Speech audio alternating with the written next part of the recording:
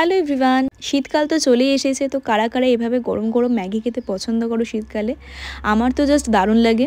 আর যদি এইভাবে একবার বানিয়ে দেখো তো খেতে জাস্ট দুর্দান্ত হবে। তো চলো রেসিপিটা শেয়ার করি। তো ফার্স্টেই ম্যাগি দুটোকে বয়েল করে নিয়েছি আর একটা প্যানের মধ্যে সাদা তেল দিয়ে কিছুটা রসুন কুচি, কিছুটা পেঁয়াজ কুচি দিয়ে সেদ্ধ করা কর্নটা দিয়ে দিয়েছি। আর তার উপরে একদম সামান্য একটু নুন, সামান্য একটু লঙ্কার গুঁড়ো দিয়ে সস অ্যাড করেছিলাম। সেটা হচ্ছে আমি ইউজ করেছিলাম এখানে শুধুমাত্র টমেটো সস আর মেয়োনিজ। তোমরা চাইলে এখানে চিলি সসটাও অ্যাড করতে পারো।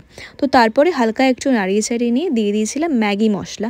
তো ম্যাগি মশলা দেওয়ার পরে দিয়েছিলাম অল্প একটু গোলমরিচ গুঁড়ো আর সাথে অল্প একটু জল দিয়ে একটু অরিগ্যানো অ্যাড করেছিলাম। এটা কিন্তু অপশনাল, তোমরা চাইলে এটা স্কিপ করতে পারো। যেহেতু আমার ভীষণ ভালো লাগে এটার স্মেল, তাই আমি দিয়েছিলাম।